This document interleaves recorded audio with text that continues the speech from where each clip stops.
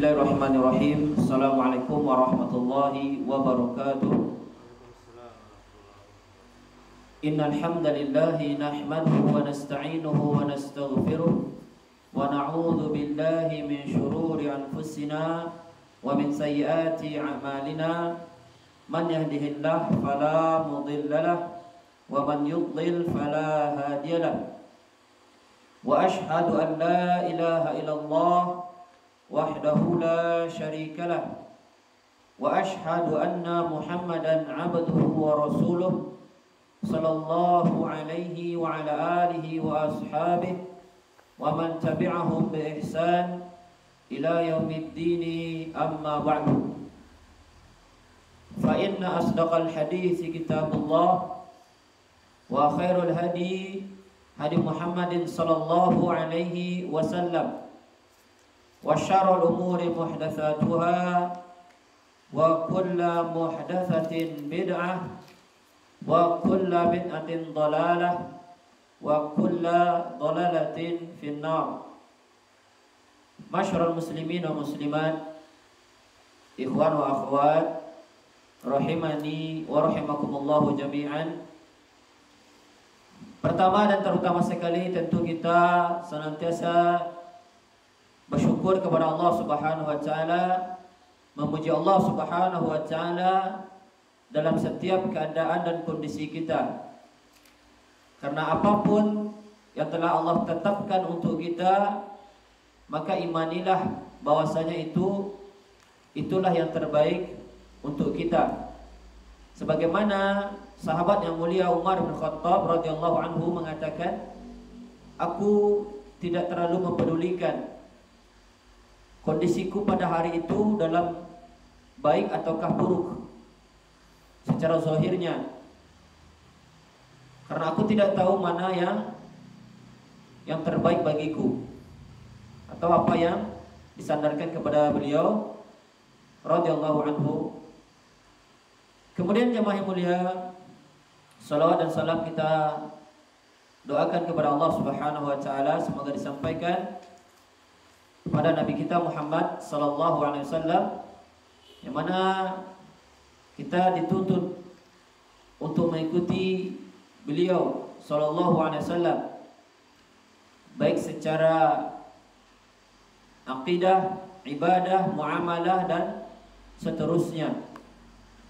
Maka agar kita bisa mengikuti mereka, tentu perlu kita belajar. Mengikuti Rasulullah sallallahu alaihi wasallam adalah salah satu bentuk cinta kepada Allah Subhanahu wa taala. Bahkan itulah yang bukti cinta yang terbesar. Kalau kita tanyakan kepada kaum muslimin, ketika kita bertanya kepada mereka, cintakah kalian kepada Allah? Maka semua mereka akan mengatakan perkataan yang sama. Mereka cinta kepada Allah Subhanahu wa taala. Namun Allah Subhanahu wa taala memberikan ayat imtihan, ayat untuk menguji pengakuan mereka itu. Di dalam surat Ali Imran ayat 31. Apa kata Allah Subhanahu wa taala? Qul in kuntum tuhibbunallah fattabi'uni yuhibbukumullah. Katakanlah wahai Muhammad kepada orang-orang yang mengaku cinta kepada Allah Subhanahu wa taala, fattabi'uni, maka wajib untuk mengikuti aku, yaitu Rasulullah sallallahu alaihi wasallam. Puncak cinta kepada Allah Subhanahu wa taala adalah mengikuti Rasulullah sallallahu alaihi wasallam, mengikuti apa yang beliau bawa. Terutama perkara yang besar yang beliau bawa adalah perkara akidah, yang banyak kaum muslimin, terutama di zaman sekarang, bahkan para da'inya kurang memperhatikan perkara ini. Mereka sibuk dengan dunia. Bahkan di ceramah-ceramah masih juga membahas dunia dengan segala bentuk perniknya. Maka hendaklah seorang dai ya. Dan kita adalah dai sesuai dengan kondisi kita dan kemampuan kita masing-masing. Terutama antum adalah dai untuk keluarga antum, anak dan istri, ya. Yang mana dai adalah mengajak orang yang mengajak orang lain ke jalan Allah Subhanahu wa taala, berdakwah. Sebagaimana kata Syekh Muhammad bin Abdul Wahab di dalam kitab beliau ini, itu kitab salah satu usul wa adillatuha, yang mana al-aslu tsalits, perkara yang ketiga, yaitu ad-da'watu ilaihi. Yang pertama, berilmu tentang Allah, berilmu tentang Rasulullah, berilmu tentang syariat-syariat Islam. Kemudian yang diminta setelah itu kita mengamalkan ilmu tersebut. Karena ilmu yang tidak diamalkan maka akan menjadi bumerang bagi kita. Kita akan dituntut sebagaimana disebutkan, Al-Quran hujjatun laka aw alaika. Al-Quran itu akan menjadi pembela antum nanti di akhirat, atau akan menjadi penuntut antum di akhirat. Al-Quran hujjatun laka aw alaika. Maka ini harus diperhatikan, karena jalan atau manhaj Yahudi yang diikuti oleh sebagian kaum muslimin adalah mereka tidak mengamalkan ilmu yang sudah mereka miliki. Makanya kita senantiasa setiap sholat berdoa kepada Allah Subhanahu wa taala, ihdinas siratal mustaqim, siratal ladzina an'amta 'alaihim, ghairil maghdubi 'alaihim. Bukan jalan orang yang dimurkai. Itu dijelaskan oleh para mufassirin, maksudnya adalah manhajnya Yahudi, yang mana mereka mengenal kebenaran namun tidak mau mengikutinya, atau mereka mengenali kebenaran akan tetapi mereka tidak mau mengamalkannya. Maka ini tercela. Seorang muslim apabila telah sampai kebenaran, maka wajib dia mengamalkannya semaksimal kemampuannya. Nah, setelah kita beramal, kita memiliki kewajiban untuk berdakwah, mengajarkan dan menyampaikan ilmu kepada yang lain. Sebagaimana Nabi SAW bersabda, la yu'minu ahadukum hatta yuhibba li akhihi ma yuhibbu li nafsihi. Belum sempurna iman salah seorang di antara kalian sampai dia mencintai untuk saudaranya sebagaimana yang dicintai untuk dirinya sendiri.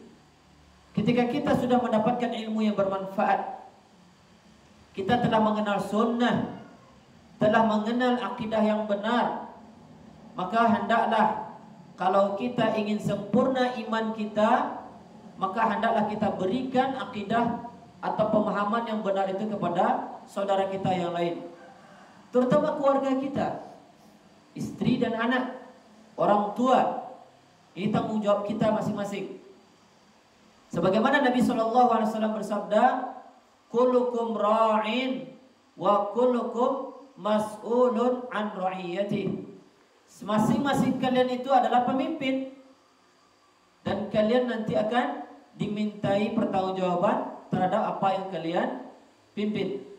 Ya, seorang suami atau seorang ayah, dia pemimpin di keluarganya dan dia bertanggung jawab. Sebagaimana Allah Subhanahu wa taala berfirman, ya ayyuhalladzina amanu qu anfusakum wa ahlikum nara. Allah memanggil orang yang beriman. Apa kata Allah SWT? Wahai orang yang beriman, jagalah dirimu dan keluargamu dari api neraka. Dan penyebab masuknya orang ke dalam neraka, di antaranya yang paling besar, bahkan bisa mengakibatkan dia kekal di neraka selama-lamanya, ya, yaitu adalah jatuhnya mereka kepada kesyirikan atau kekufuran. Banyak orang yang mungkin tidak menyadari ketika dia di dunia masih menganggap dirinya masih muslim. Namun karena dia telah berbuat kesyirikan, senantiasa berbuat syirik, bisa-bisa ini mengakibatkan dia kekal di neraka Allah Subhanahu wa taala. Sebagaimana Allah Subhanahu wa taala berfirman di dalam surah Al-Bayyinah ayat 6.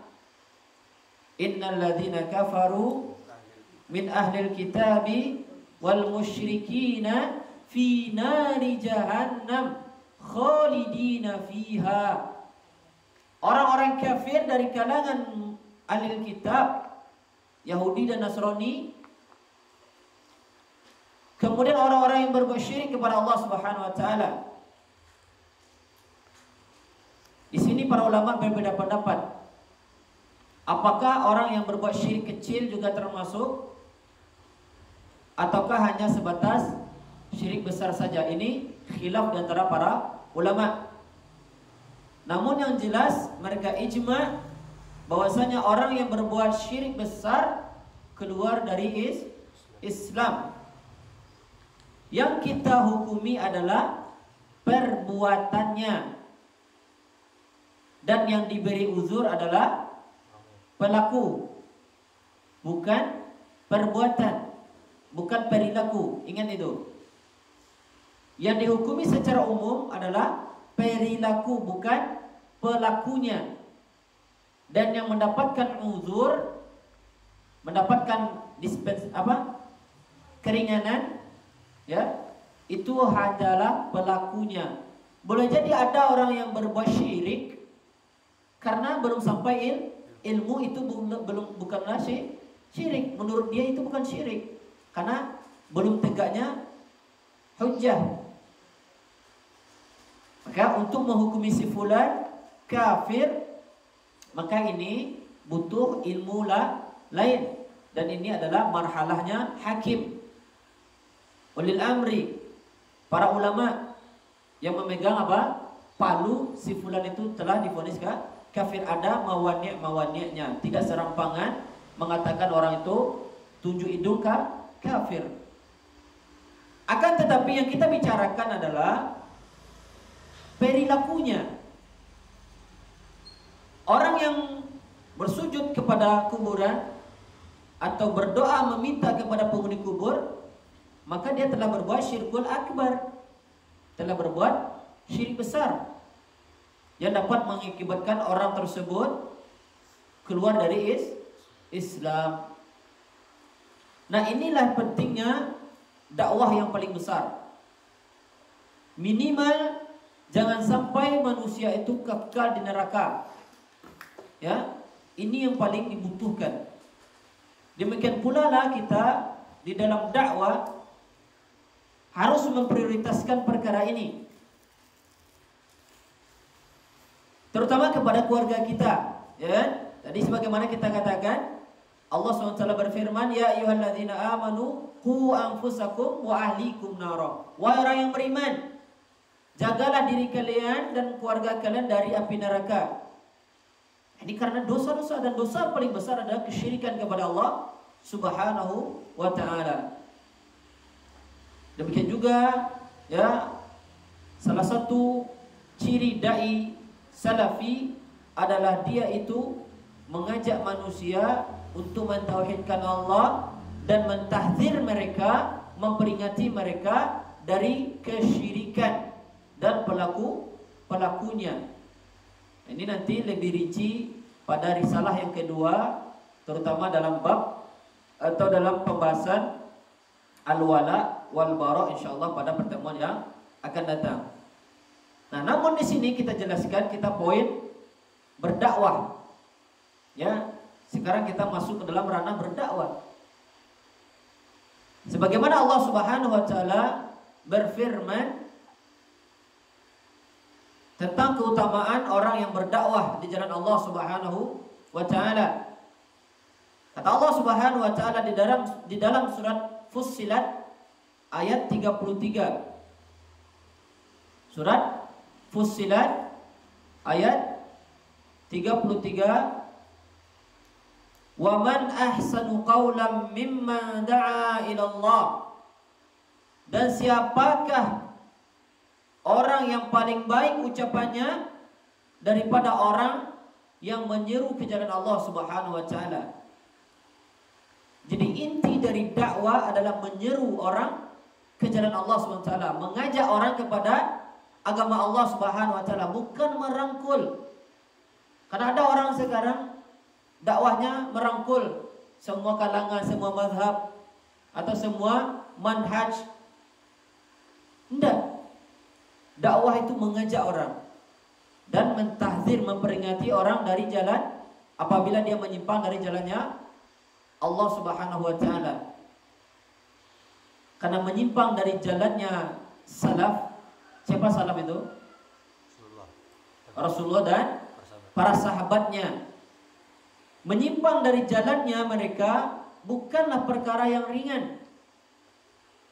Manhaj, usulul manhaj, pokok-pokok bagaimana beragama, itu dapat dilihat di dalam surat An-Nisa 115. Surah An-Nisa 115, Allah Subhanahu wa taala berfirman, "Wa may yushaqiqir rasula min ba'di ma tabayyana lahul huda wa yattabi' ghayra sabilil mu'minin nuwallihi ma tawalla wa nuslihi jahannam wa sa'at masira." Apa kata Allah SWT? Barang siapa yang menyakiti Rasul, itu Nabi kita Muhammad SAW. Kalau dahulu ketika beliau masih hidup, menyakiti beliau adalah dengan mencela beliau, memfitnah beliau, kemudian menyakiti beliau secara fisiknya, memerangi beliau. Namun zaman sekarang, bagaimana rupa orang yang menyakiti Rasul adalah orang yang menolak sunnah Rasulullah SAW. Tidak mau mempelajarinya, tidak mau mengambilnya, tidak mau mengamalkannya, atau tidak mau mendakwahkannya. Ya, min ba'di ma tabayyana lahul huda, setelah datang bagi mereka itu adalah al-huda, petunjuk, bahwasanya tidak boleh apa? Meninggalkan apa yang dibawa oleh Nabi sallallahu alaihi wasallam. Sebagaimana Allah SWT berfirman di dalam surat Al-Hasyr ayat 7.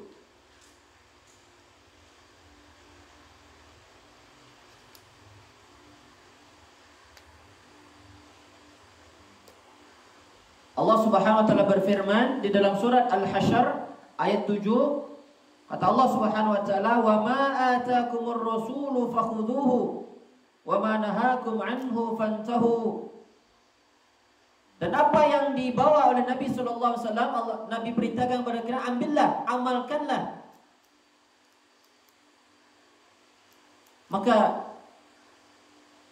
usul manhaj atau mazhabnya ahli hadis, terutama puncaknya para sahabat Nabi sallallahu alaihi wasallam, mereka itu apabila datang perintah dari Nabi sallallahu alaihi wasallam, mereka tidak pilih-pilih, ini wajibkah atau sunnah, tidak. Langsung mereka amalkan. Berbeda dengan usulnya mazhab yang sebagian yang lain. Ini kan sunat, artinya dikerjakan berpahala, ditinggalkan tidak apa-apa. Ini versi mereka. Maka banyak orang-orang seperti ini akhirnya meninggalkan amalan-amalan sunnah dengan anggapan mereka tadi. Sedangkan para salaf kita, terutama sahabat Nabi, mereka datang perintah, mereka ambil semuanya. Datang larangan, mereka tinggalkan semuanya, tanpa pilih-pilih. Inilah manhajnya atau mazhabnya sahabat Nabi radhiyallahu anhum ajma'in.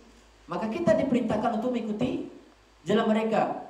Karena orang yang tidak mau mengikuti jalan mereka, wa yattabi' ghayra sabilil mu'minin, di dalam surat An-Nisa tadi.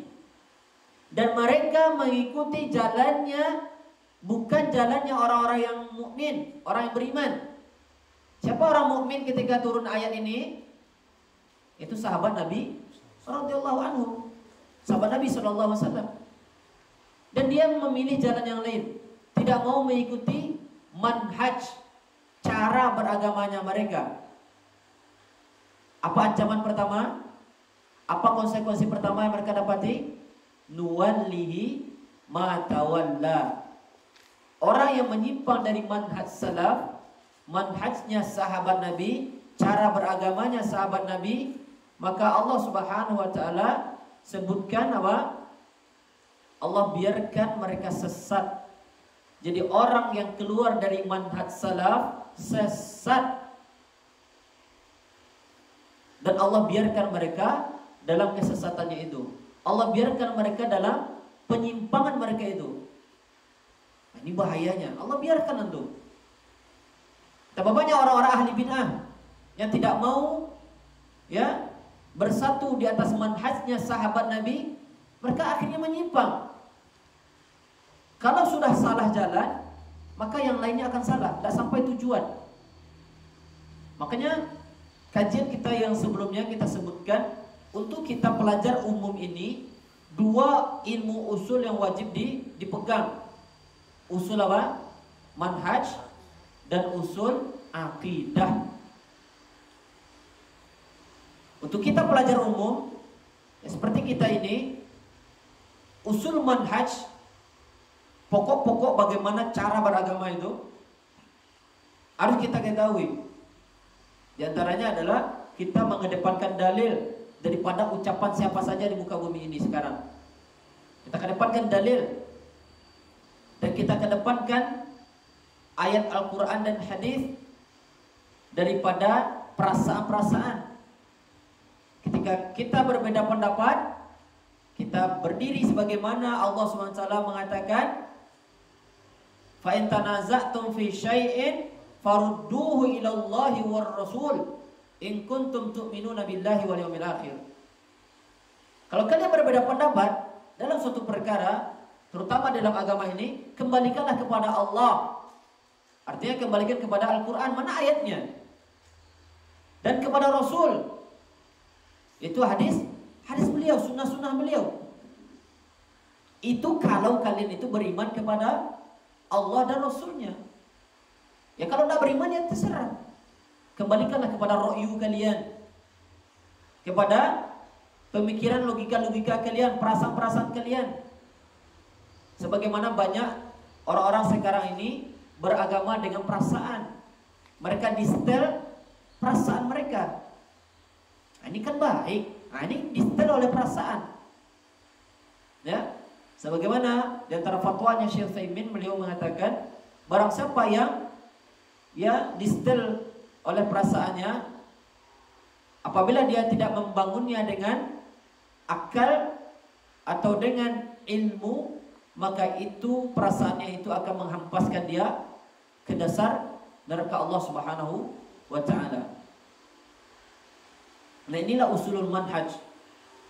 Kalau kita keluar dari manhajnya sahabat Nabi dan tidak mau mengikuti jalannya mereka, maka yang pertama Allah sebut kita sesat dan Allah biarkan kita dalam kesesatan. Kemudian apa konsekuensi yang kedua? Nuwallihi ma tawalla wa nuslihi jahannam. Dan mereka akan dimasukkan ke dalam jahannam. Nah, ini bahayanya. Tidak mau mengikuti manhaj salaf, maka Allah Subhanahu wa taala siapkan jahannam untuk mereka. Maka menyimpang dari manhaj salaf ini bukan perkara yang remeh. Menyimpang dari cara beragamanya Nabi dan para sahabatnya bukan perkara yang remeh. Ada orang buat-buat, Ustaz, untuk tahun baru kan yang tidak boleh mungkin acara organ, kompoi-kompoi. Sekarang kita adakan zikir, Ustaz, pengajian. Nah, gimana ini? Boleh atau tidak? Tidak boleh. Itu sama menyelamatkan orang dari lubang singa masuk ke lubang buaya. Tidak boleh. Menghindarkan dari perbuatan maksiat atau kekufuran, namun masuk ke dalam kebid'ahan. Bid'ah. Tidak ada Nabi SAW berbuat demikian. Padahal di zaman Nabi ada orang Nasrani ya? Ada. Tapi kata Nabi, tidak ada seperti itu. Ayo udahlah kita ayo. Mereka kan nih merayakan di gereja mereka. Ayo kita rayakan pula di masjid kita. Tidak ada. Hanya ada orang yang berpikiran demikian. Dengan landasan apa? Perasaannya. Kan ini baik. Ini tidak boleh disetel oleh perasaan ini. Karena bahayanya adalah kita akan dimasukkan ke dalam Jahannam. Ini bukan perkara ringan. Sebagaimana Allah juga berfirman di dalam surat Al-Baqarah ayat 138.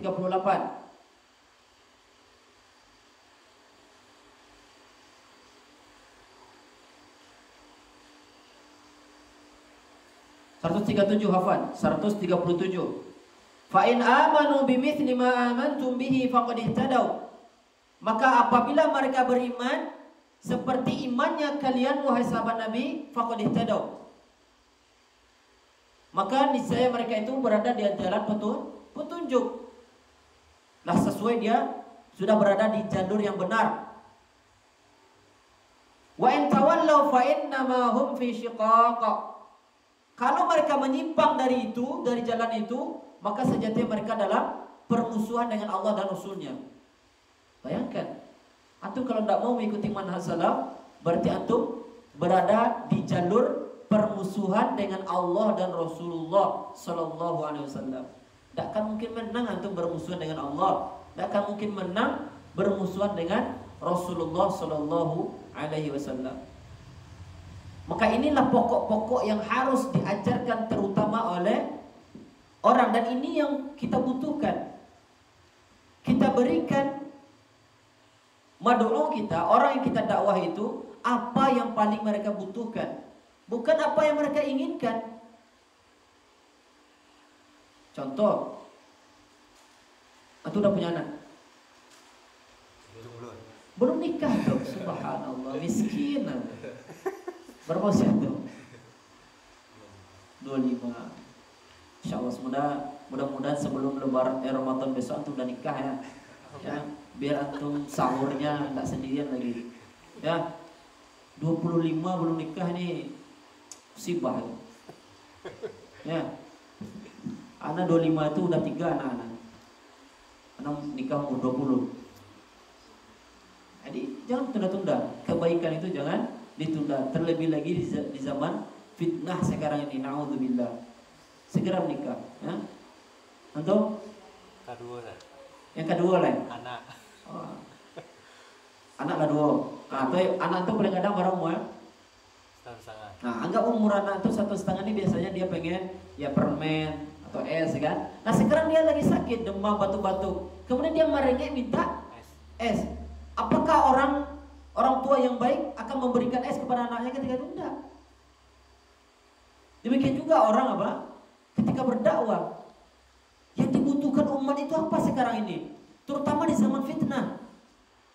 Itu penjelasan tentang manhaj dan akidah yang benar, bukan di perkara fikih. Makanya Al-Imam atau Syekhul Islam Ibnu Taimiyah rahimahullah ta'ala banyak membuat kitab-kitab tentang manhaj dan akidah, dan tentang bantahan-bantahan terhadap firqah-firqah sesat, kelompok-kelompok yang menyimpang. Kemudian datang murid beliau bertanya, "Wah Imam, kenapa antum lebih sibuk dengan masalah manhaj dan akidah, terutama dalam masalah membantah firqah-firqah sesat, pemikiran-pemikiran yang menyimpang?" Apa kata beliau? Perkara fikih itu mudah. Mudah sekali kata beliau. Asalkan tidak menyelisih ijma', menyelisih dalil, pakai. Mudah. Selagi antum ada dalilnya, ada salaf yang terikuti, selesai. Ya. Karena di dalam perkara fikih ada ijtihad, ada hal-hal yang dibolehkan di dalam, memang ada khilaf di sana, khilaf mu'tabar. Apalagi dalam masalah sholat, antum sholat dari sekarang sampai mati kayak gitu aja cara sholat, tidak akan berubah-berubah. Puasa juga kayak gitu, dan yang lainnya. Tetapi yang sering terjadi pergolakan adalah dalam masalah pemahaman, manhaj, masalah akidah. Ini yang selalu ada tarik ulurnya. kekacauan terjadi di sini. Dan usul penyebab firqah dolah yang 72 itu dengan firqah yang najiyah adalah perbedaan di manhaj dan akidah. Nah, inilah yang perlu kita pelajari betul-betul, terutama di zaman sekarang. Banyaknya keyakinan-keyakinan yang merusak. Masih ada orang berkeyakinan, terutama di zaman sekarang, bolehnya mengucapkan selamat Natal. Bahkan oleh yang menyatakan diri dianggap tokoh di dalam bidang agama. Apa salahnya? Kan cuma sebatas selamat. Kan tidak apa-apa. Padahal ucapan selamat Natal ini perkara yang diharamkan. Bahkan bisa menuju kepada kekafiran. Orang mengucapkan selamat Natal berarti dia mengucapkan Allah punya anak, mengakui Allah punya anak. Padahal dia menghafal surat Al-Ikhlas ayat 3. Apa itu? Lam yalid wa lam yulad. Allah itu tidak punya anak dan tidak pula punya pasangan. Hebat dia, tajwidnya Masya Allah. Qalqalahnya berhasil. Ya, bahkan dia punya sanad. Tapi dia ikutan mengucapkan selamat Natal. Atau yang serupa juga selamat tahun baru. Nyeser gitu di status. Maka ini suatu perkara yang diharamkan atas seorang muslim. Bukan begitu toleransi. Bentuk toleransi itu adalah biarkan mereka beribadah dengan ibadah mereka, biarkan mereka merayakan hari raya mereka, kita nggak usah ikutan. Itu yang toleransi. Apalagi ada kaum muslimin ya yang kita lihat malah masuk ke dalam gereja. La haula wala quwwata illa billah. Dengan alasan toleransi. Toleransi itu kalau ada kawan antum yang mau BAB, udah biarkan dia masuk WC, antum nunggu di luar. Jangan masuk ke WC juga. Ya. Ini anak toleransi Ustaz, ini best friend Ustaz. Ini teman dekat Ustaz, bestiana Ustaz. Ya, anak pengen jongkok juga di samping dia. Ada orang yang waras yang ngomong kayak gitu. Kok kan antum? Antum ada kawan dekat antum. Misalnya dia mau BAB, antum masuk juga ke kamar mandi sama dia. Enggak. Gitu juga. Namun ada orang yang saking dia tuh akrab dengan kawannya, ikut masuk ke gereja. Na'udzubillah min dzalik. Antum pernah capiang, saya capiang kan. Biasa di Pariaman, anak baru pengalaman di Pariaman ada capiang kan. Tahu tuh capiang? Antum udah orang Pariaman antum. Saya di Pariaman, anak baru tahu juga di Pariaman, kalau di Padang enggak ada kan. Ternyata ada adatnya tuh capiang mendampingi merampulai. Ketika malam pertama ya kan, pas dia habis akad terus ngantar ke tempat mempelai perempuan, capiang kan. Nah, bentuk toleransi kita itu, apakah kita masuk kamar juga sama mempelai laki-laki? Kan enggak, kita nunggu di luar. Nanti kalau udah menjelang subuh kita bangunkan kan. Nah, seperti itu. Ini toleransi yang benar. Lakum dinukum waliyadin. Hafal mereka ayat itu, tapi kok ikut-ikutan merayakan. Nah, terutama ini para pemuda juga dan yang lain tentang ikut merayakan tahun baru. Ustaz, awak kan cuma baka-baka. Ya Ustaz. Nah, kenapa harus malam itu? Kenapa tidak sehari setelah atau sebelumnya? Kenapa antum spesialkan malam itu? Nongkrong-nongkrong sama kawan-kawan. Ada bentuk penspesialan.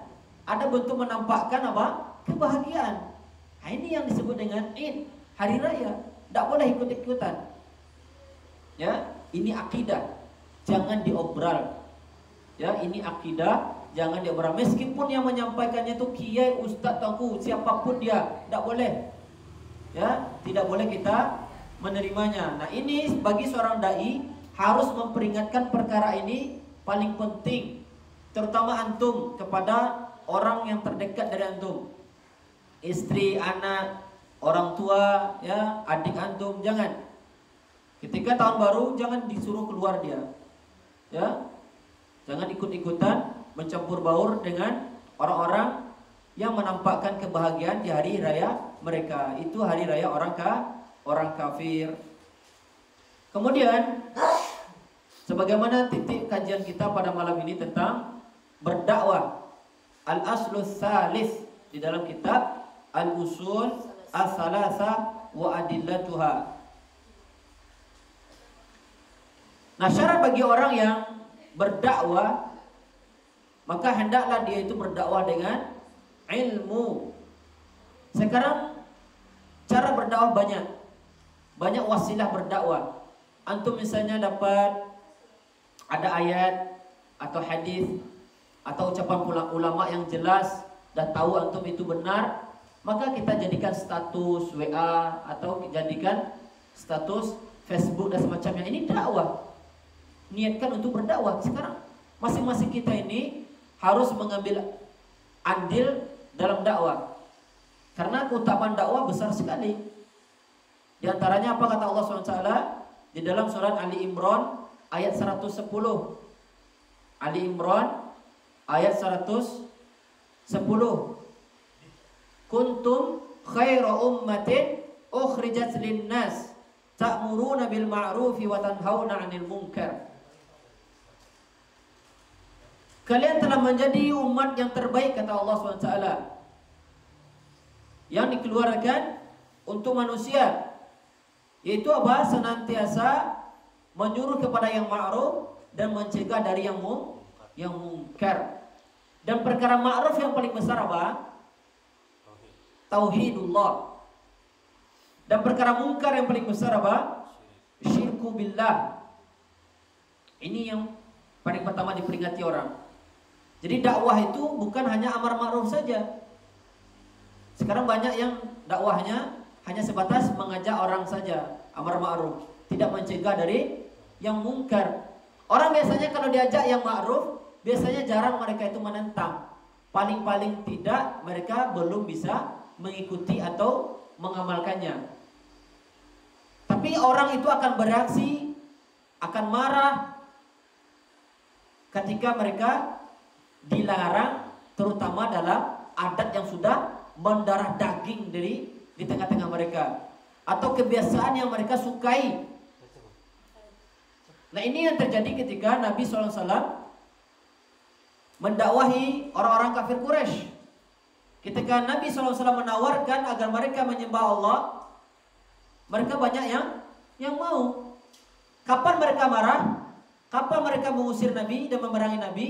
Ketika Nabi SAW melarang mereka untuk menyembah selain Allah, melarang mereka atau menyuruh mereka untuk meninggalkan apa? Berhala-berhala mereka. Baru mereka akan mengatakan dakwah Nabi itu aneh.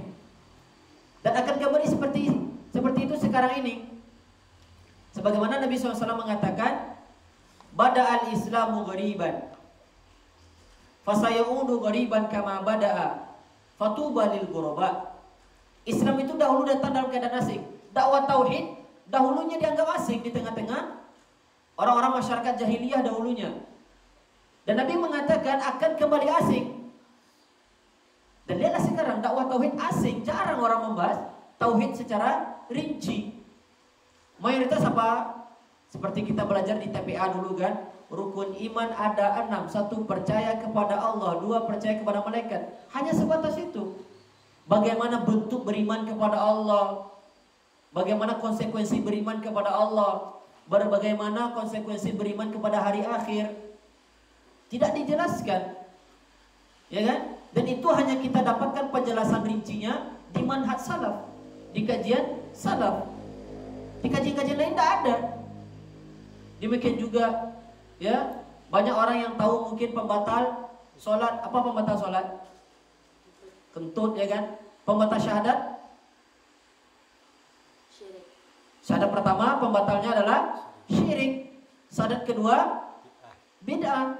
Nah, banyak kaum muslimin ini tidak mengerti pembatal syahadat.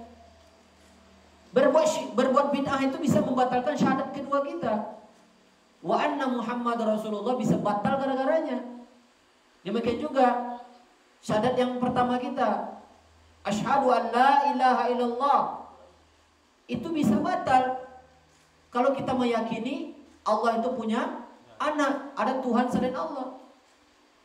Mengucapkan selamat Natal bisa mengarah ke sana. Karena orang Nasrani itu apa? Mengatakan Tuhan itu ada tiga, trinitas. Nah, kemudian kita ucapkan selamat. Ya. Ini sebagaimana kita pernah membahas juga, ini misalnya ibu-ibu atau akhwat biasanya langka sekali yang ingin dipoligami misalnya kan. Nah, kemudian tahu-tahu suaminya diam-diam nikah lagi ya kan. Kemudian setelah sebulan atau 2 bulan ketahuan. Nah, mau enggak mengucapkan selamat? Selamat ya. Biasanya apa? Marah kan? Ceraikan aku katanya kan. Nah, ini. Saya kenapa ngomong kepada madunya selamat ya? Tak ada. Apa salahnya, kan cuma sebatas selamat. Itu jangan mau kan? Apalagi yang besar dari itu, kok mau saja ngomong selamat Natal atau selamat tahun baru, berbahaya sekali ini. Ini yang perlu kita ingatkan, dakwahkan, ya. Dan kita mempelajari ini karena ilmu atau dakwah harus di atas ilmu, sebagaimana Allah berfirman surat Yusuf ayat 108. Surat Yusuf 108 apa kata Allah? Qul hadhihi sabili ad'u ila Allah. Katakanlah itu ini kepada Nabi Muhammad, hadhihi sabili, inilah jalanku, inilah manhajku, inilah agamaku, inilah dakwahku. Ad'u ila Allah, aku menyeru kepada Allah Subhanahu wa taala, bukan kepada partai, bukan kepada sosok-sosok tertentu, tidak ada. Dakwah salaf, dakwahnya Nabi SAW dan para sahabatnya berdakwah kepada Allah, bukan kepada yayasan, bukan kepada tokoh tertentu dan yang lain. Tak. Kita menyeru kepada Allah SWT, bukan kepada kelompok-kelompok tertentu, ya, kepada ormas-ormasnya, tidak. Dakwah kepada Allah Subhanahu wa taala. Ala basirah, di atas ilmu, bukan di atas hawa nafsu, bukan di batas semangat. Banyak orang berdakwah modal semangat, tak bisa. Orang yang berdakwah tanpa ilmu, maka dia merusaknya lebih besar daripada memperbaikinya. Banyak sekarang orang yang semangat-semangat dalam berdakwah tanpa ilmu, apalagi apa? Dakwah secara umum, bukan kepada keluarganya misalnya. Ya, karena untuk berdakwah di hadapan umum ini butuh ilmu yang lebih dalam. Apalagi dia membuka bersoal jawab. Ini berat sekali. Apalagi live streaming ini sebenarnya ini grogi saya ini udah berapa kali saya peringatkan ini ada kamera ini. Untung lumayan enggak live streaming kan. Nah, ini berbahaya. Nah, ucapan dah sampai ternyata itu batil diamalkan oleh orang lain. Nah, ini kita sesat lagi, menyesatkan orang. Nauzubillah. Dapat apa? Dosa jariah berat. Kalau kita belum punya ilmu tentang suatu perkara, jangan coba-coba tampil. Jangan sampai masuk ke dalam golongan ruwaibidah, orang-orang bodoh yang berbicara tentang urusan orang banyak. Nah, tahuilah kapasitas diri kita. Tapi tadi poinnya adalah kita berkewajiban mendakwahi keluarga kita. Ini yang paling, ini terutama bagi seorang suami atau calon suami ini. Ana doakan antum segera ya. Siapa nama antum? Antum kirim CV antum ya. Hah? Antum udah 25 ini. Ini udah kelewatan ini. Hah? Segera ya. Insyaallah. Jangan ditunda-tunda, apa masalahnya lagi? Hah? Cari insyaallah ya. Ini udah zaman fitnah ini. Perbanyak ahli tauhid. Mudah-mudahan dari keturunan antum banyak lahir orang yang mentauhidkan Allah Subhanahu wa taala. Baik. Kemudian Allah Subhanahu wa taala juga berfirman di dalam surat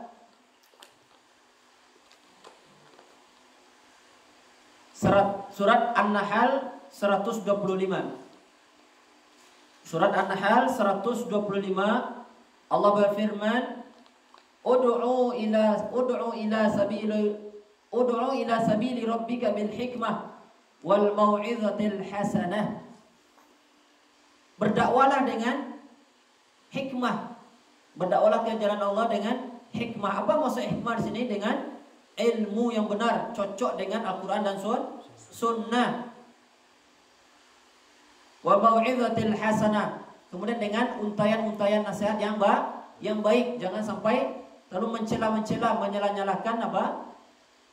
Kadang ini perlu diluruskan. Ada orang mengatakan ini kajiannya menyalah-nyalahkan.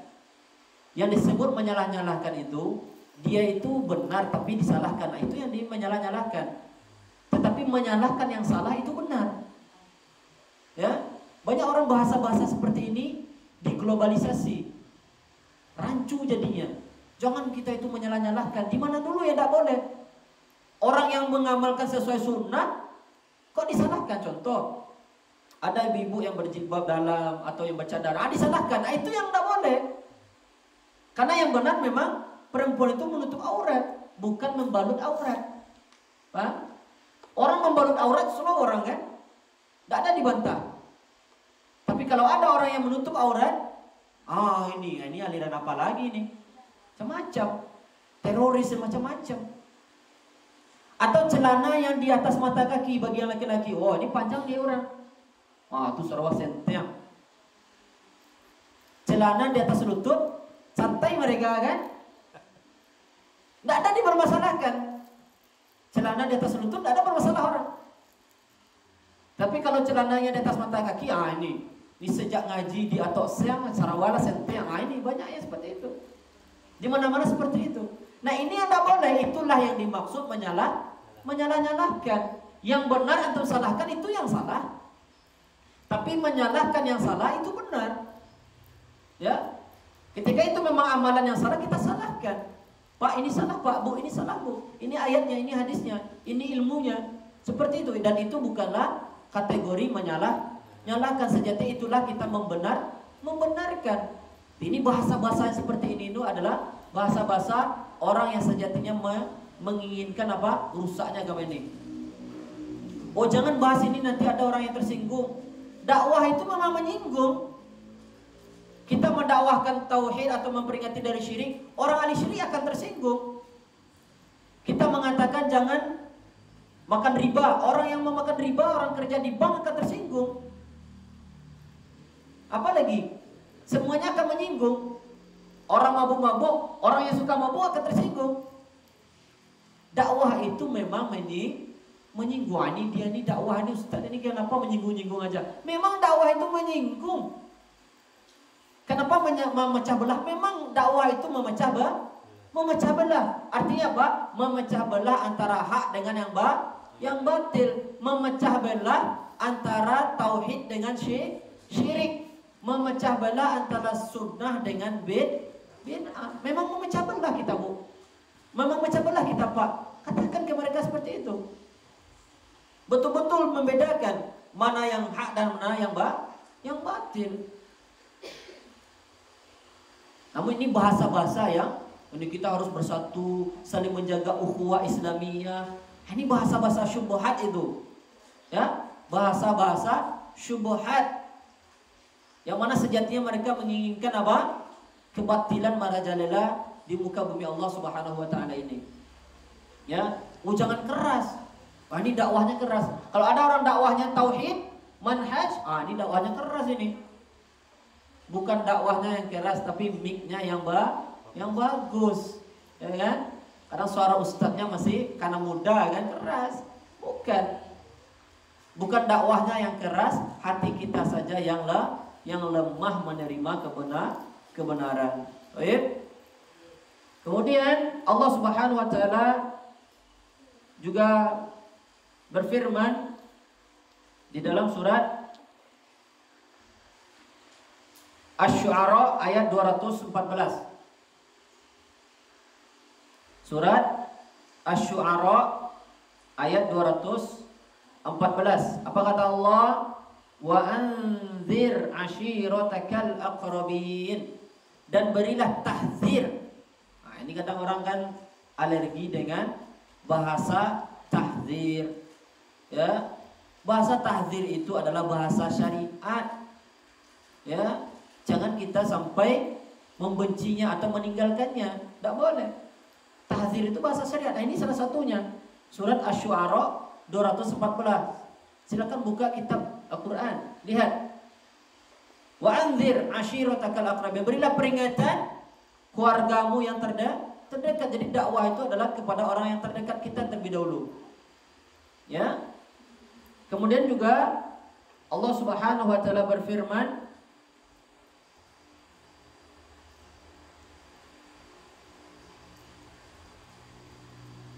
sebagaimana yang diperintahkan kepada Nabi kita Muhammad SAW, yang mana itu ditandakan sebagai tanda beliau itu diangkat menjadi Rasul. Surah Al-Mudaththir ayat 2. Bismillahirrahmanirrahim. Ya ayyuhal mudaththir qum fa'anzir. Bangkitlah dan berilah tahdzir, peringatan. Peringati orang dari kebatilan, ya, peringati orang dari jalan-jalan yang menuju neraka Allah SWT. Peringati orang agar jangan sampai kekal di neraka atau masuk ke dalam neraka. Dan ketika kita memperingati kesalahan seseorang, itu tidaklah serta-merta kita membenci orang tersebut. Contoh nih, ada kawan kita mau nyebrang jalan, kemudian datang mobil atau motor yang kencang, kemudian kita tarik tangannya, atau kita yang ditarik tangannya ketika itu. Nah, apa yang akan kita katakan kepada kawan yang menarik tangan kita itu? Jazakallahu khairan, jazakillahu khairan. Terima kasih. Oh, enggak, tadi saya patah kaki saya, mungkin ditabrak saya. Nah, sekarang ketika kita ajak dia kepada jalan kebenaran, kepada manhaj salaf, ya, kita tarik tangannya agar jangan masuk ke dalam neraka, malah kita dicela, dicemooh, ya. Urus saja urusanmu sendiri, ya.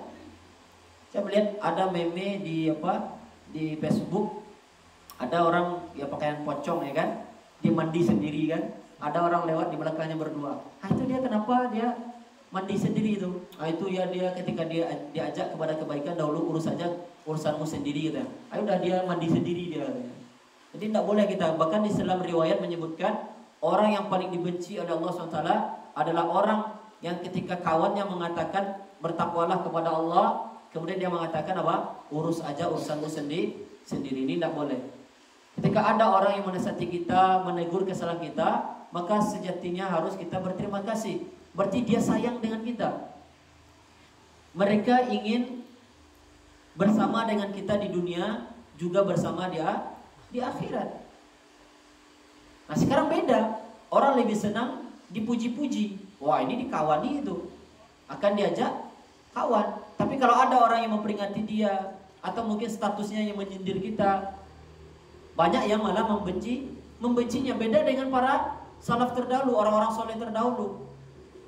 Bahkan diantaranya Umar bin Khattab radhiyallahu anhu. Beliau ketika ada kawannya yang menyebutkan aibnya, kesalahannya, apa kata Umar? Rahimallahu man adda alayya ayubi. Semoga Allah memberi rahmatnya kepada orang yang menunjuki kesalahanku, yang menunjukkan atau memperbaiki aibku. Kemudian kita juga ketika berdakwah tentu akan banyak ujiannya. Di dalam berdakwah banyak ujiannya. Nah, maka ini yang kata Syekh di dalam surat atau di dalam perkara yang keempat, yaitu bersabar. Ar-rabi'ah as-sabru 'alal adzafih, kata Syekh Muhammad bin Abdul Wahab di dalam kitab beliau, yaitu kitab Usul Ats-Tsalatsah.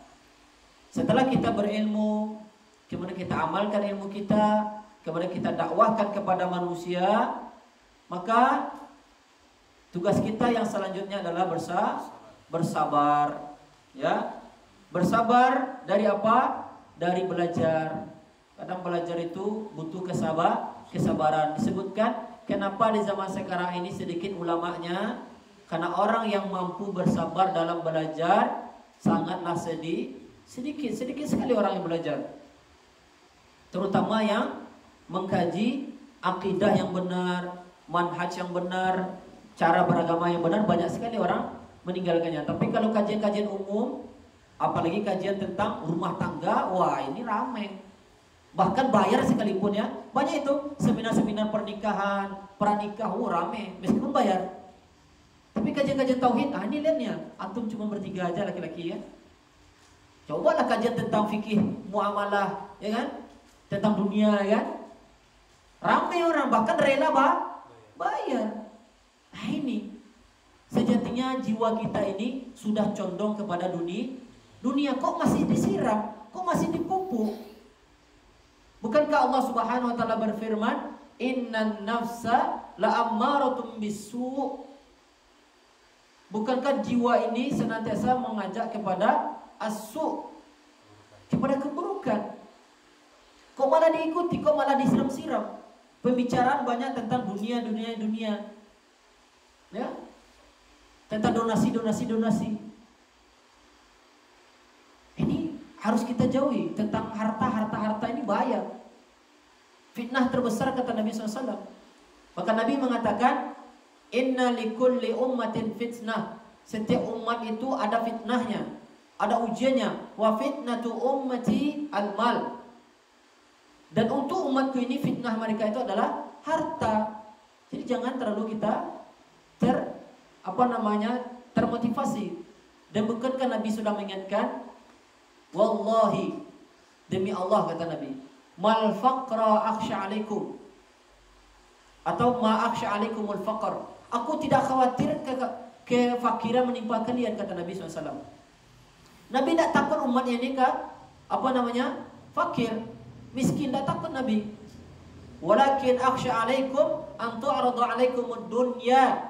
Yang aku khawatirkan kata Nabi apabila dunia ini dikembangkan untuk kalian, dimudahkan untuk kalian, sehingga kalian termotivasi mengejarnya, sehingga membuat kalian binasa sebagaimana membinasakan umat-umat sebelum kalian.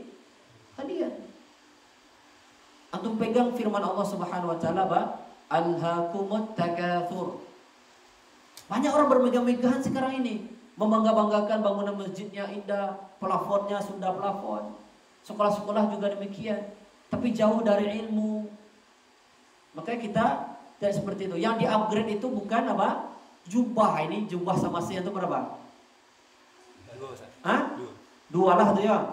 Kalau new membeli beli kitab. Alado beli kitab itu. Jajanan penuntut ilmu itu adalah kitab, buku, beli buku, bikin perpustakaan di rumah, arahkan dengan ilmu. Kalau kita ingin dimasukkan ke dalam golongan salaf, tiru ciri khas mereka. Semoga kita masuk ke dalam sabda Nabi. Apa kata Nabi? Man tasyabbaha biqaumin fahuwa minhum. Siapa yang meniru ciri khas suatu kaum, maka dia masuk ke dalam kaum tersebut. Ciri khas kaum salaf sibuk dengan ilmu. Bicara mereka ilmu. Upgrade mereka itu bukan jubah, tapi kitab. Dekat dengan kitab. Ya. Siapa di sini sudah beli kitab bulan ini? Minimal dalam sebulan itu atau harus beli kitab. Anggarkan 100.000 lah sebulan. Mahal tidak? Kuota aja 200 terbeli tuh. Ya, beli kitab nih. Terutama nih seorang ayah. Itu kitab itu bisa antum wariskan untuk anak dan istri antum nanti. Ya. Bikin perpustakaan di rumah ini dakwah. Bisa sarana dakwah. Mungkin ada datang keluarga dari jauh, kemudian ada di sudut rumah antum perpustakaan yang Masya Allah, mereka akan tertarik baca. Ini dakwah. Itu yang kita pikirkan. Jangan sibuk dengan dunia lagi. Antum tahu Salman Al-Farisi? Siapa beliau? Sahabat Nabi ya, beliau seorang gubernur. Beliau menangis gara-gara punya jubah dua. Apa kata beliau ditanya? Kenapa Anda menangis? Saya ini punya jubah dua. Saya khawatir hisab saya berat nanti. Coba, punya dua jubah, takut lama atau berat hisabnya di hari kiamat. Begitu sahabat Nabi. Atau jubah itu berapa?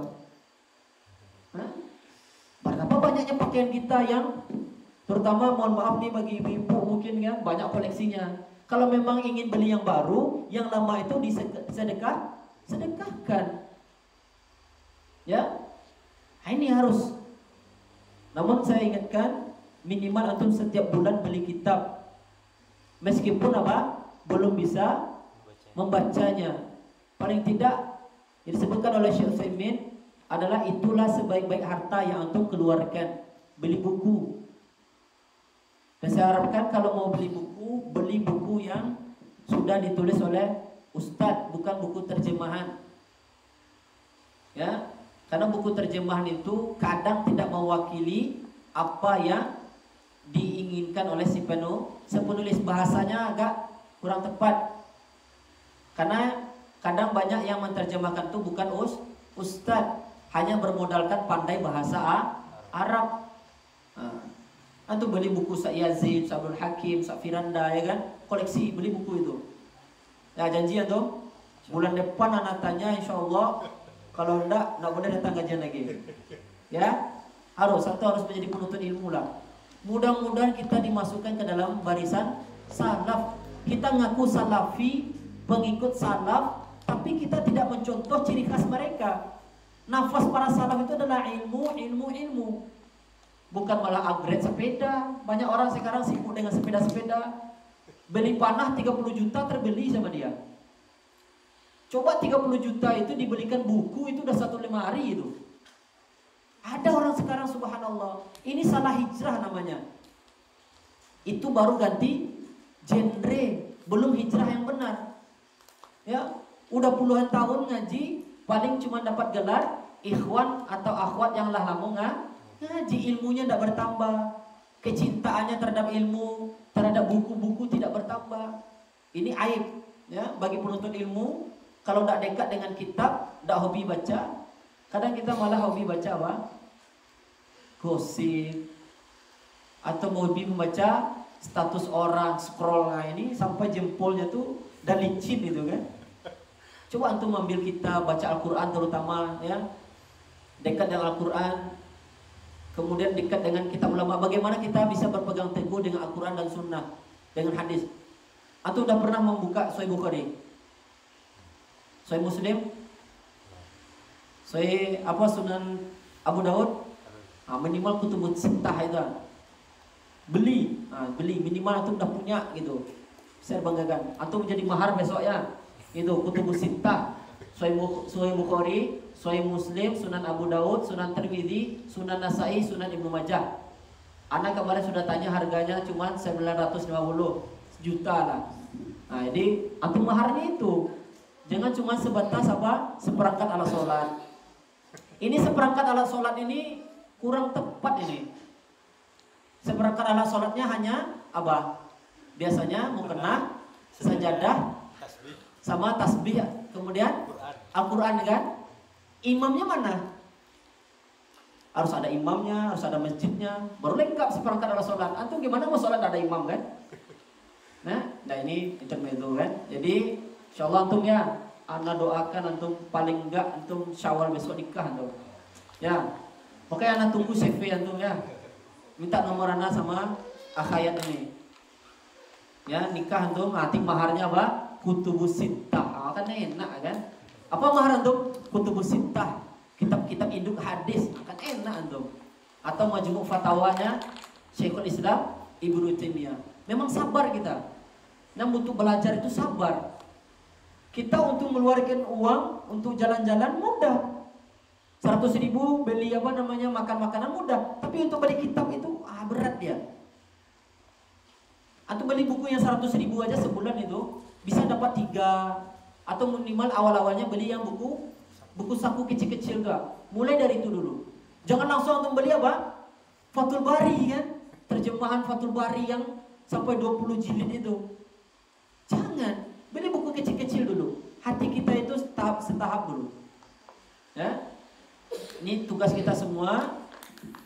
Maka hendaklah kita bisa bersabar. Anggarkan antum terima gaji langsung beli kitab, beli buku. Ya, beli buku. Ya, baca, belajar. Itu ciri khasnya salaf dan kita harus bersabar di atas itu semua. Terutama ketika beramal kita butuh sabar. Tadi bersabar dalam belajar. Kadang ketika awak belajar awak kada berak. Mana itu? Kadang dalam belajar apa Ustaz, awak lah cok mengaji Ustaz, tapi tidak paham-paham juga dong. Lai acok mengaji saya tidak paham dong, apalagi tidak mau mengaji. Banyak orang alasan itu, Ustaz, anak sering kajian Ustaz, tidak paham-paham Ustaz. Sedangkan udah ngaji aja tidak paham, apalagi tidak ngaji. Ya, pemahaman itu adalah anugerah dari Allah SWT. Ingat itu. Tugas kita itu belajar. Kita itu diperintahkan untuk belajar. Pemahaman itu adalah hadiah dari Allah Subhanahu wa Ta'ala. Allah yang akan memberikan kepada siapa yang Allah kehendaki. Belajar adalah kewajiban. Terutama masalah akidah tadi, masalah keimanan, rukun iman dan rukun Islam. Banyak orang yang tidak tahu tentang pembatal-pembatal keislaman, pembatal-pembatal agamanya. Ini bahaya sekali. Ya. Kemudian dalam beramal kita butuh sabar, kadang berat ya kan. Terutama ini syariat poligami ini berat sekali biasanya. Ini sering kenapa saya ulang-ulang kan ini banyak akhwat-akhwat saya dengar berat untuk menerima poligami. Ya. Ustadz gimana nanti dia bisa membagi cinta Ustadz? Saya bertanya, ibu punya anak berapa? 4. Bagaimana bisa membagi cintanya ke 4-nya? Bisa kan? Begitu juga bapak-bapak ya kan? Antum gimana? Minimal 2 ya kan? Minimal 2 ya kan? Kalau 1 redeng terajuan tuh. Ya, insyaallah nikahan tuh. Sebagaimana ana menyampaikan ini mengikuti salafana Abu Hurairah. Atau kenal Abu Hurairah? Abu Hurairah itu apa kata beliau? Saya menyuruh orang untuk berbuat baik meskipun saya belum bisa mengamalkannya. Semoga saya dapatkan pahala yang sama dengan amalan yang orang amalkan itu. Ini misalnya nasuruh atau poligami, kemudian Allah takdirkan untuk poligami, anak akan dapat pahala insyaallah. Ah itu. Ya disuruh aja orang untuk poligami kan. Kok dia? Karena ada ustadz yang melarang orang poligami kan, ini tidak benar. Ya, itu syariat loh. Itu syariat. Namun mayoritas ibu-ibu itu tidak setuju bukan karena menolak syariat, tidak. Jangan salah paham. Karena ada sebagian ikhwan itu, dia menolak syariat, tidak. Karena cemburu dan cemburu karena cinta. Jadi jangan kita itu kadang langsung ini kamu menolak syariat, tidak mesti mereka. Karena mereka tidak mau saja diduakan, ya kan? Namun insyaallah saya berharap nanti di sini ada yang poligami insyaallah ya kan. Bismillah, ini syariat yang banyak ditinggalkan. Akhirnya banyak yang nganggur, akhwat-akhwat nganggur ya kan. Terutama di akhir zaman ini banyak, sebagaimana Nabi SAW mengatakan jumlah laki-laki lebih sedikit daripada jumlah perempuan. Ya, antum nanti minimal 2 ya. Antum berapa umurnya sekarang? 12. Syekh Muhammad bin Abdul Wahab nikah tahu antum umur berapa? Umur 12 loh. Serius. Antum baca biografinya Syekh Muhammad bin Abdul Wahab. Beliau menikah ketika umur 12 tahun. Poligami berapa? Hah? Wallah belum ada riwayat yang kita sebutkan kan. Umur 12 antum nanti enggak. Barakallahu fikum. Baik. Kemudian ya dalam bersabar, karena sebagaimana Nabi sallallahu alaihi wasallam bersabda, hujibatil jannatu bil makari wa hujibatin naru bisyahawat atau kama qala Rasulullah. Jalan menuju surga itu biasanya dihiasi oleh hal-hal yang tidak atau yang dibenci oleh syahwat. Sedangkan jalan menuju neraka itu dihiasi dengan hal-hal yang disenangi oleh syahwat. Jadi syahwat kita itu biasanya lebih suka menyelisihi syariat. Itu kebiasaan syahwat. Kecuali yang dirahmati oleh Allah Subhanahu wa taala. Nah, sabar dalam beramal itu berat. Ya, ketika kita ditakdirkan hal-hal yang terutama tadi, ya kita bersabar. Beriman kepada takdir.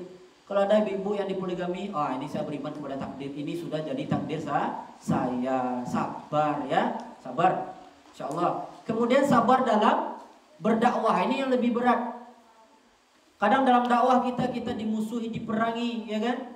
Diboikot, di blacklist dari pertemanan. Maka hendaklah kita bersabar sebagaimana Allah Subhanahu wa taala berfirman di dalam surat Ali Imran 120. Wa in tasbiru wa tattaqu la yadurrukum kaiduhum syai'a. Dan apabila kalian bersabar dan senantiasa bertakwa kepada Allah, maka tipu daya mereka itu tidak akan memudaratkan kalian. Orang yang memusuhi dakwah ini, mereka hanya bisa apa? Merusak sekuntum bunga. Dan mereka tidak akan bisa menghentikan datangnya musim semi. Lihatlah, mereka ada ustadz yang dicela, di penjara dan semacamnya. Dakwah ini akan tetap tegak, karena Allah lah yang akan memenangkan agama ini. Banyak kajian-kajian salaf diboikot, ya kan? Tapi apa? Masya Allah, banyak diterima oleh masyarakat. Makanya bagi para orang-orang yang membenci dakwah ini, maka beristighfarlah kepada Allah dan kembalilah ke jalan yang benar. Kalau memang kita belum bisa mengamalkan, jangan kita membenci ajaran ini, ya, terutama apa yang dibawa oleh para pengusung dakwah tauhid dan dakwah sunnah Nabi Sallallahu Alaihi Wasallam.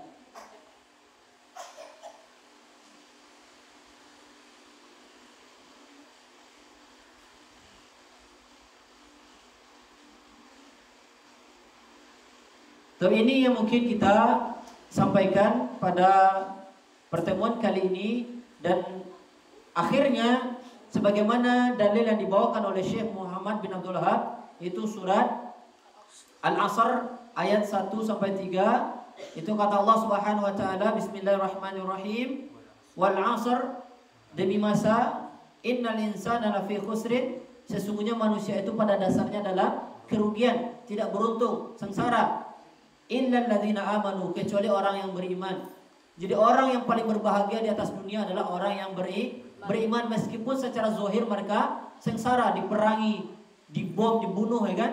Terutama saudara kita yang ada di Rohingya, saudara kita yang ada di Gaza, saudara kita yang ada di Suriah dan semacamnya. Meskipun raga mereka dibom, tapi mereka adalah orang yang bahagia di sisi Allah Subhanahu wa taala. Karena kebahagiaan yang hakiki adalah tatkala orang itu beriman kepada Allah Subhanahu wa taala. Kemudian apa?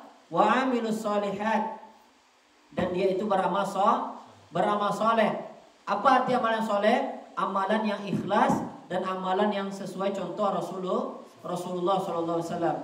Wa tawassaw bil haq, dan senantiasa menasihati dengan kebenaran, bukan dengan hawa nafsu, bukan karena adanya sesuatu, bukan karena dunia. Dia mendakwahi kepada kebenaran, mendakwah kepada kebenaran, bukan kepada jalan-jalan ormas atau kelompok-kelompoknya. Wa tawassaw bis sabr, dan dia itu senantiasa di atas kesabaran. Dan kadang jemaah yang mulia, kita butuh sabar di dalam sabar. Habis sabar boleh, berarti dia belum sabar. Ada orang mengatakan orang yang mancing itu adalah melatih kesabaran. Saya tidak percaya itu. Ya, sabar itu bisa diraih dengan dipelajari, dengan belajar ilmu agama, bukan dengan mancing, ya kan? Cobalah orang mancing itu dilempar, dia marah dia itu. Ya, tidak benar. Ya. Nah, Syekh mengatakan di sini, qala Syafi'i rahimahullah taala, beliau membawakan ucapan Imam Syafi'i. Siapa Imam Syafi'i namanya? Muhammad bin Idris. Kapan beliau wafat? 204 Hijriyah.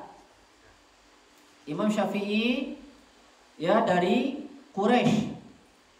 Beliau dari Quraisy. Antum bayangkan, Imam Syafi'i orang Quraisy, berarti orang Arab tulen. Beliau masih belajar bahasa Arab. Tapi yang beliau pelajari apa? Nahwu dan sorof. Karena nahwu dan sorof itulah kunci untuk memahami Al-Quran dan Sunnah. Ya, bukan sebatas percakapan, ini kita ingatkan. Ya, bukan sebatas percakapan. Kita bahagia ada yang semangat belajar untuk percakapan-percakapan, ya kan? Banyak orang-orang yang sudah orang Arab itu, dia belajar lagi padahal dia sudah hebat bercakap-cakap. Namun ada yang memelintir, dibilangnya kita ucapan seperti ini tidak senang, atau mengatakan enggak, ini orang yang suuzon itu. Kita bahagia orang semangat sekarang belajar percakapan, namun jangan luput dari yang usul. Yang lebih utama adalah belajar nahwu dan sorof, agar kita ketika baca Al-Quran itu tidak butuh terjemahan lagi. Ketika sholat kita tahu apa yang kita baca. Ya, ketika berdoa ya dengan bahasa Arab kita sudah dapat meresapinya. Dan kunci khusyuk di dalam sholat salah satunya adalah tahu apa bacaan sholat. Karena khusyuk di dalam sholat adalah sesuatu yang mesti dilakukan oleh setiap orang yang sholat. Nah, kata Imam Syafi'i rahimahullah ta'ala, "Lau ma anzalallahu hujjatan ala khalqihi illa hadhihi surah lakafathum." Kalaulah Allah tidak menurunkan surat yang lain kecuali surat Al-Asr ini saja, maka sejatinya itu sudah cukup. Sudah cukup bagi Allah SWT untuk menegakkan hujah untuk hamba tersebut. Artinya sudah cukup bagi hamba itu untuk bahagia dunia dan akhirat. Sebagaimana kita katakan, kunci bahagia dunia dan akhirat hanya 4 saja. Berilmu, beramal, berdakwah dan bersabar. Ya. Berilmu, beramal, berdakwah dan sabar. Ini adalah kunci kebahagiaan dunia dan akhirat. Kemudian juga Syekh Muhammad bin Abdul Wahab juga membawakan perkataan Al-Imam Bukhari. Siapa Imam Bukhari ini? Siapa beliau? Namanya siapa? Siapa namanya? Subhanallah, antum enggak tahu. Imam Bukhari antum. La haula wala quwwata illa billah. Ini musibah ini ya. Enggak boleh lagi ya. Besok pertemuan yang akan datang Anda tanya lagi lupa nama beliau Muhammad. Ayahnya Ismail. Ya. Beliau dari negeri Bukhara. Negeri pecahan Uni Soviet sana. Beliau bukan orang Arab. Beliau wafat pada tahun 256 Hijriyah. Beliau adalah Amirul Mukminin fil Hadis. Amirul Mukminin fil Hadis. Bahkan kitab beliau itu adalah kitab yang paling sahih setelah Al-Qur'an. Nah, ini Sahih Bukhari itu. Penulisnya namanya Muhammad, kunyah beliau Abu Abdillah. Nah, gimana kita mengatakan salafi? Kita tidak kenal dengan salaf kita. Imam Bukhari ini salaf kita. Imam Syafi'i adalah salaf kita. Nah, beliau membuat sebuah bab di dalam kitab beliau, nama babnya Al-Ilmu Qabla Al-Qawli Wal-Amali. Berilmu sebelum berucap dan beramal. Maka inilah yang benar, sebagaimana firman Allah di dalam surat Muhammad ayat 19. Fa'lam annahu la ilaha illallah. Berilmulah kalian, sesungguhnya tidak ada yang berhak disembah kecuali Allah. Jadi mana yang lebih dahulu? Adab atau ilmu? Ilmu dulu, karena ada orang mengatakan belajar adab dulu sebelum belajar ilmu katanya. Bagaimana antum tahu itu adab tanpa ilmu? Ilmu dulu. Kita akan tahu itu adab yang baik setelah kita berilmu. Nah, sesuai dengan apa yang Allah Subhanahu wa taala katakan ini. Fa'lam. Apa arti fa'lam? Maka berilmulah. Maka berilmulah. Jadi ini adalah perintah dari Allah Subhanahu wa taala agar kita itu berilmu. Terutama yang wajib kita pelajari adalah ilmu tentang manhaj dan ilmu tentang akidah.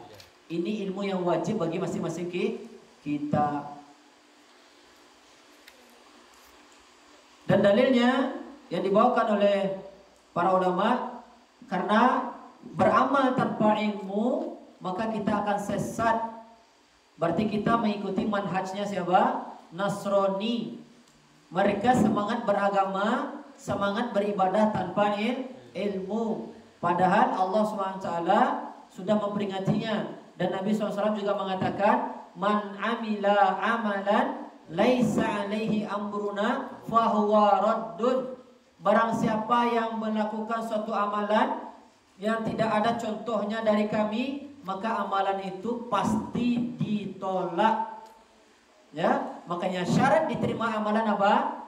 Ada dua. Yang pertama ikhlas dan yang kedua ittiba'. Ikhlas artinya apa?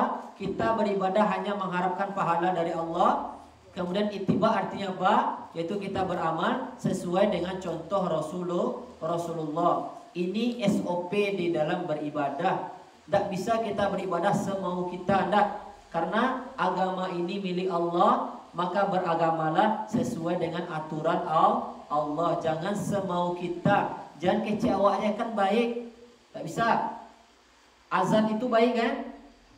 Nah, cobalah azan setiap sholat, baik sholat wajib maupun sholat sunat. Ketika taraweh baik azan dulu. Nah, gimana? Kalau ada orang azan ketika taraweh gimana? Sesat. Atau sholat tahiyatul masjid atau sholat sunat rawatib, azan dulu.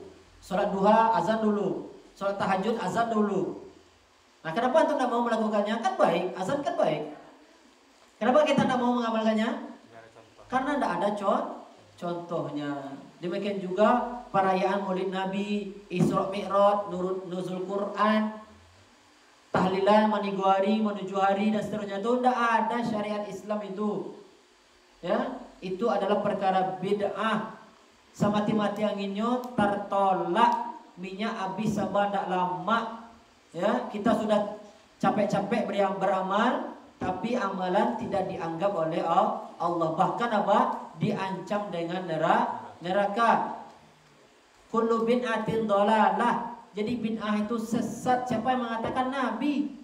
Karena ada orang sekarang bahkan dai-dai segan mengucapkan bid'ah. Padahal bid'ah itu ucapan Nabi. Dan Nabi tidaklah berucap berdasarkan hawa nafsu. Jangan alergi dengan bid'ah. Bid'ah itu ucapan Nabi loh. Nabi yang pertama kali mengucapkan bid'ah. Ya. Jangan diganti-ganti. Ini kan tidak ada sunnahnya. Tidak, sebutkan itu bid'ah. Dan bid'ah itu artinya tidak ada sunnahnya. Paham? Nah, semoga ini selesai kita pada risalah yang pertama dari kitab yang kita pelajari. InsyaAllah pada pertemuan selanjutnya kita masuk kepada risalah yang kedua, yaitu tentang pembagian tauhid dan syirik serta konsekuensinya masing-masing, yaitu benci dan cinta karena Allah, al-wala dan al-bara. Jazakumullah khairan. Kita akhiri kajian kita pada kesempatan kali ini. Semoga Allah SWT memberikan kita pemahaman, karena pemahaman itu Allah lah yang memberikannya. Yang penting karajo awak jangan diurus karajo Allah. Karajo awak baraja.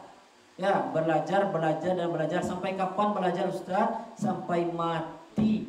Besok kalau mati awak tak belajar. Nah, tak perlu belajar. Jadi belajar itu selalu dan selalu. Bahkan itulah kebutuhan kita yang paling besar. Ya, jadi saya ingatkan, jangan keluar tahun baru, jangan ikut-ikutan, meskipun hanya bakar-bakar ayam, bakar ikan, tak boleh. Ya, kalau mau bakar ikan, beku malam saya kan, bakalah. Baik, subhanakallahumma bihamdika, asyhadu an la ilaha illa anta, astaghfiruka wa atubu ilaik. Wassalamualaikum warahmatullahi wabarakatuh. Assalam.